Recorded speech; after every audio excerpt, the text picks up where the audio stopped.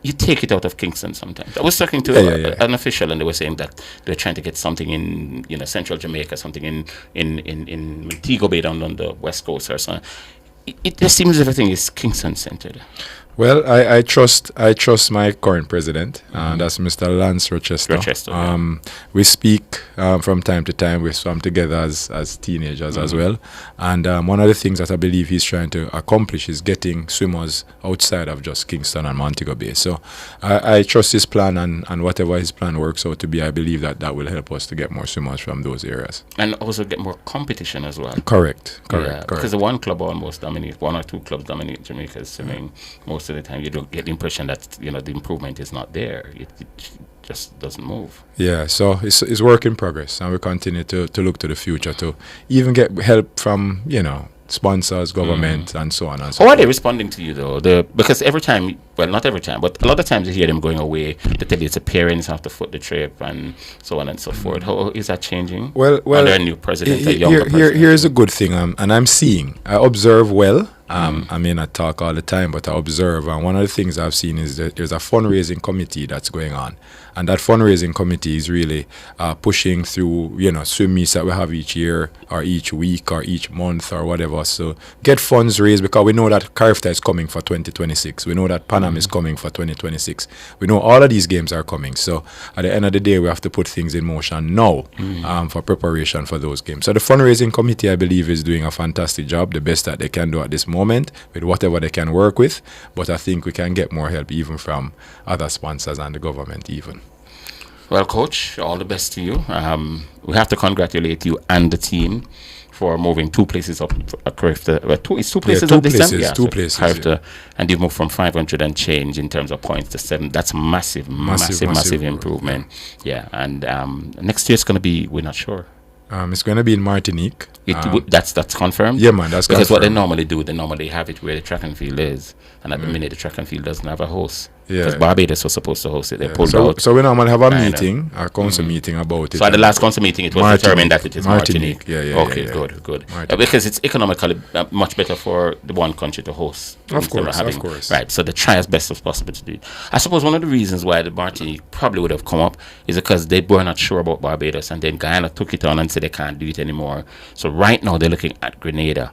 Okay. And I don't think Grenada have the sort of facility to host a swim championship at the level of the Caribbean Games. That is possibly true. Maybe that's one of the reasons why they put it over to Martinique. Lemondo, thanks so much, brother, for stopping by.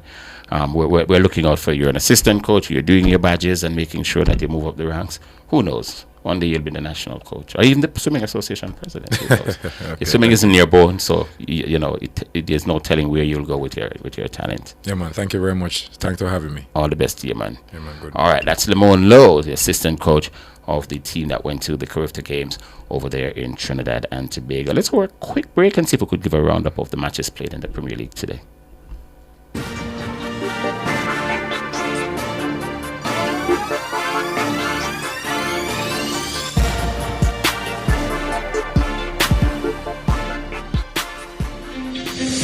Strong financial records are the backbone of every successful business.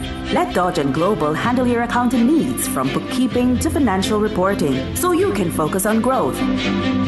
Call us at 876-929-3670 or 876-926-5210. Email us at info@dodgen.global or visit us at dodgen.global. Dodge & Global, we make numbers work for you.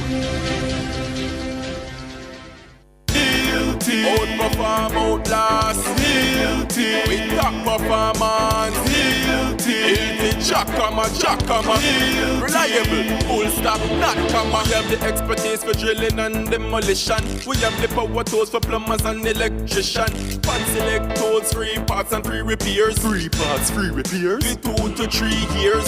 Hilton, available at Delta Supply, 106 Hagley Park Road. Call us at 876-302-6111-4. Delta Supply, we service what we sell. Are you ready for something mega? Spend $6,500 or more before GCT, drop your entry in the box and you can win a 2025 Hyundai Tucson. It's the Mega Wheels Tour promotion, April 5th to September 28th. Second prize, a $50,000 shopping spree every month for a year. Third prize, a $30,000 shopping spree every month for a year. Brought to you by Hyundai, Redstone, Heineken, True Milk, Grace, Walker's Wood, Downing, CPJ Daiquiri, and Carryburst Juice Concentrate. Only at Megamart. Locations island-wide. Megamart, best value by far. Authorized under Section 58.3 of the Betting, Gaming, and Lotteries Act.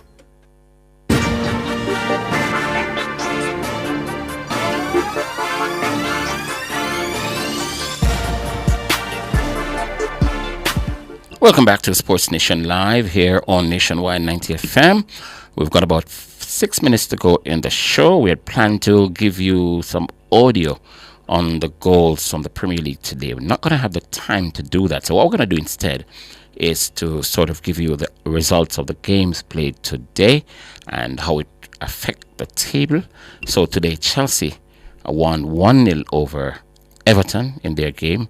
Nicholas Jackson, returning from injury, and he scored the lone goal. He was assisted by Fernandes, the young player of the last Football World Cup. And what that has done to Chelsea, it has pushed them into the top 5. Of course, England will have 5 Premier League teams going to the Champions League next year. And so with 4 games to go, 4 round of matches to go, Chelsea are on 60 points. They're in 5th at the moment, and that's what the result did for them today, that 1-0 victory that they had today over Everton. Brighton and Hove Albion, they were 3-2 winners over West Ham United. And let me tell you what that has done to the Brighton team, because they don't have a really good season. And so Brighton, they are in 9th at the moment with 51 points with 4 games to go. So they've confirmed Premier League football for next season as well. But West Ham United, they're slipping closer to the relegation zone. Yeah. So Leicester City has been relegated. Southampton has been relegated. Let me see here. Yes, bottom 3. Right. So Ipswich Town, with 4 games to go, can only get 4 3's 12, so they can only get 33. So the teams who have been relegated have all confirmed. West Ham just missed it, yeah? They're on 36 points and they're in 17th place. But the teams below them can't get to 36 points. And because of that, the West Ham team is safe for next season. But they were beaten today 3-2 by the Brighton and Hove Albion team. Newcastle United continues to have a very good season. They won the League Cup. Today they won 3-0 over the same Ipswich Town. And Alexander Isak was amongst the scorers. Very hot striker, coveted by so many of the top teams around the world. What it has done for Newcastle, it has kept them in 3rd. In fact, they've gone up to 3rd. They've leapfrogged the Manchester City team. And so 34 games. Manchester City not in action because they're playing in the FA Cup semi-final tomorrow. So Newcastle, they have 62 points. Yeah, they leapfrogged the Manchester City team up into 3rd. So 62 points. And it's still a battle to see who gets into the European spots. And so Newcastle now up to 3rd behind Arsenal and Liverpool, who can win the title tomorrow. We'll get to that. Southampton, they've been relegated already. They were beaten today by Fulham at their home ground. And Wolves beat Leicester City by 3-2. And the English FA Cup, the first semi-final was today. Aston Villa against Crystal Palace. Aston Villa, they were beaten by 3-0. It was a really, really good game of football at Wembley. Aston Villa Crystal Palace even missed a penalty, yeah? But Ismail Sarr was the star man. He got 2 goals and provided the other, where Eberechi Eza gave them the lead. The goal by Eza was a brilliant strike. It was just a wonderful strike from Eza. And Leon Bailey, who was not in the Aston Villa lineup for the last 2 or 3 games, some of them he was on the bench and didn't get onto the field. Well, he was introduced in the 60th minute, so he got 30 full minutes of football. Didn't do badly at all. He looked a threat when he came on. The Villa team looked a little different when he came on. But they ended up losing by 3-0. And so tomorrow, Manchester City and Nottingham Forest will be meeting in the second semi-final. The winners will meet Crystal Palace on May 17 at Wembley in the final. And one more result before we go. With the Copa del Rey in Spain. Yeah, the game was a brilliant game. Yeah, Barcelona they took the lead. Pedri, assisted by Lamine Yamal on the 28th minute, but then the Real Madrid team drew level with a wonderful free kick from Kylian Mbappe in the 70th minute, and then Real Madrid, they went ahead on the 77th minute. Aurelio Tchouameni gave them a 2-1 lead, but Barcelona came roaring back with Ferran Torres scoring the equalizer, again assisted by Lamine Yamal, and then Barcelona in the 116th minute went ahead 3-2 in extra time and held on. Jules Koundé, the French international right back, was the man who got that goal for Barcelona. So Barcelona are winners of the Copa del Rey over in Spain. So they remain on target for all three titles. They can win the Champions League, they can win the league in which they're leading, they're in the Champions League semifinals, and they've already won the Copa del Rey. What a season they've been having, FC Barcelona. We've come to the end of the show, folks, for another week here on Nationwide 90 FM. It's been another good evening, afternoon spent with you. Let me take the opportunity to say thanks to Stephen Jones, Elise Sinal, Leighton Levy, Lemon Lowe, Skylar Richards, and Nolan Barrett.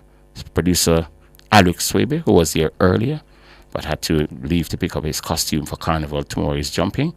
And, of course, my technical operator, Kevin Williams. I'm going to bid you goodbye until next week at the same time for another Sports Nation Live. My name is Wayne Walker. Have a good rest of the weekend.